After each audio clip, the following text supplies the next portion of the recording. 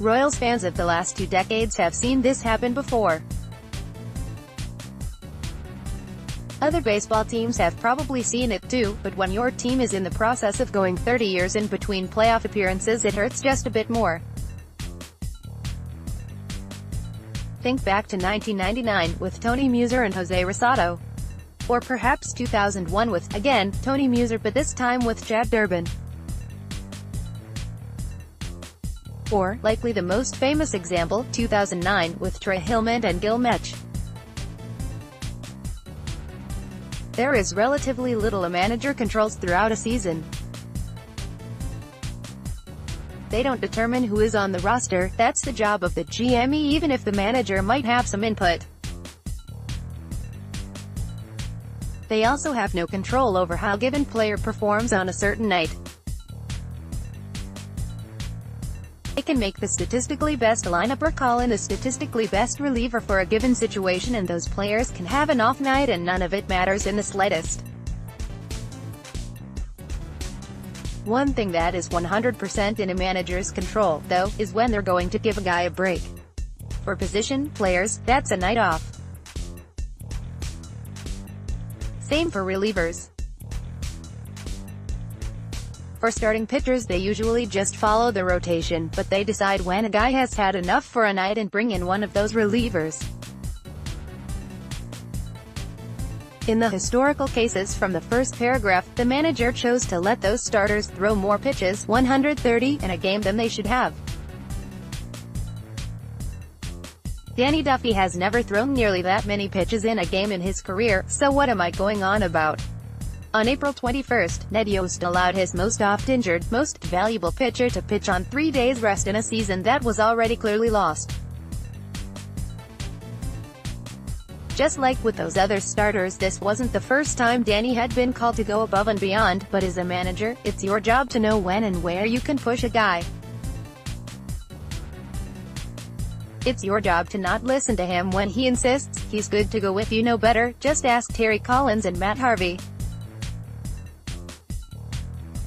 Ned Yost didn't just allow or command Duffy to pitch that day, and let's be real, with what know of Duffy, it was almost certainly but he allowed him to throw 101 pitches in only 4.1 innings while allowing 6 runs. It was Duffy's 4th straight appearance of 100 pitches in what ended up being a streak of 6 games. That's simply terrible decision-making on Ned's part. There was no reason to let Duffy pitch on short rest.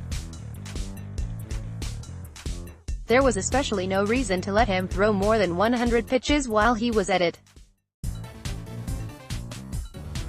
Duffy might not share the exact circumstances with those other pitchers, but he does share another characteristic. All 3 of the others had been pitching pretty well before they were overworked. Duffy's lines are, of course, small sample sizes, but here's what they look like. Per Fangraphs, before April 21st, 3.86 ERA, 4.35 FIP, 2.09 K, BB, .203 AVG against April 21st and after, including Thursday night, 7.41 ERA, 6.82 FIP, 1.69 K. For one thing, Texas has a below-average offense this year and we're missing some of their best hitters against left-handed pitching this year. They were forced to start 4 left-handed batters against Duffy, which is the first time that's been allowed to happen all year. I could be wrong, I suppose, but this has all the appearances of another pitcher who was overworked for little to no reason. One thing I'm still not wrong about though. Alex Gordon is still going. Still. Alex has calmed down since his hot stretch got his batting average up over .300 and convinced everyone he might be worth 5 wins above replacement this year. But he's still hitting acceptably well, especially compared to a lot of the other players with whom he regularly shares a lineup card. No, he's not on pace for 5 WAR anymore, but he'd still be at least as valuable as he was in 2016. I definitely remember a lot of people saying that they'd be happy to just get 2016 Alex back after the disaster that was last year, so that should be okay. The odd thing, perhaps, is how poorly rated his defense is and how that's affecting his value. Fangraphs currently suggests that he's been below average in left and a complete disaster in center. Of course, if the Royals really want to get the most out of his bat, it seems they need to play him in center. He has a 151 WRC when Ned pencils CF next to his name and only an 88 WRC as a left fielder. He should, under no circumstances, be allowed to DH anymore, though. He has a -66 WRC and has struck out in more than half of his plate appearances when he has to take his at-bats without otherwise getting on the field. If they aren't going to play him in center, they probably need to at least bat him sixth. He does significantly better when he's allowed to bat there, as he did in the final 2 games of the Cardinals series, which saw him get 5 hits and 8 at-bats, including that solo home run. In his last 10 games batting sixth and/or playing center, he's reached base in 18 of 40 plate appearances with 3 home runs. He's reached in 7 of 40 with 1 home run in his last 10 games that don't match either of those criteria. The reality is that it probably doesn't mean anything. Unless it does, it is possible that the seemingly unrelated factor actually matters a great deal, after all.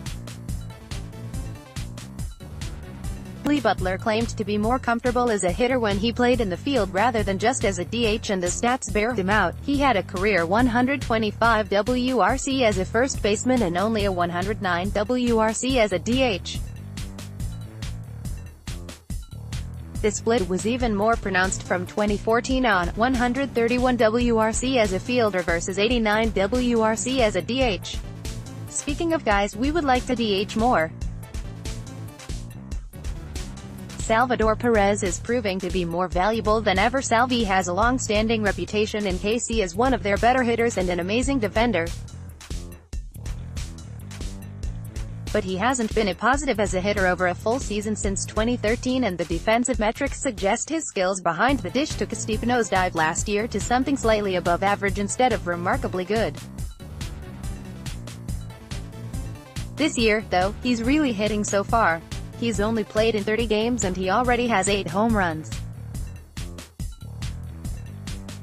If he continues that pace, he'll hit 32 this season, which would set a career mark for him for the 8th consecutive season out of 8 seasons played.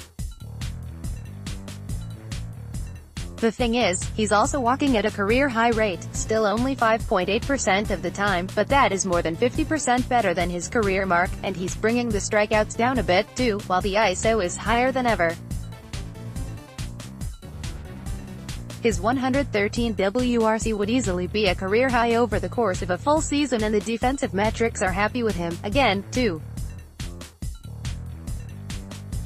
But he might not even be playing at his full potential either.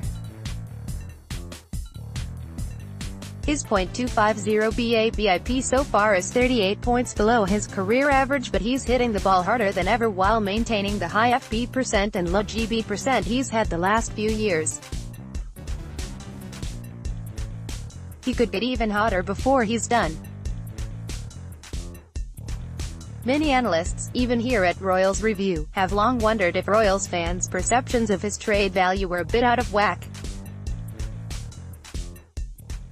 He's got a bit of a reputation around town as being KC's answer to Yadier Molina, and while he's been as good as Yadi in the years they've played, the fact of the matter is that Yadi was in the decline phase of his career while Salvi was in the prime of his.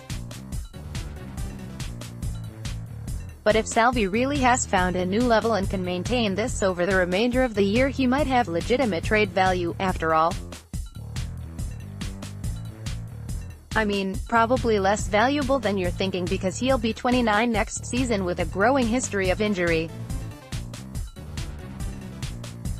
But valuable all the same.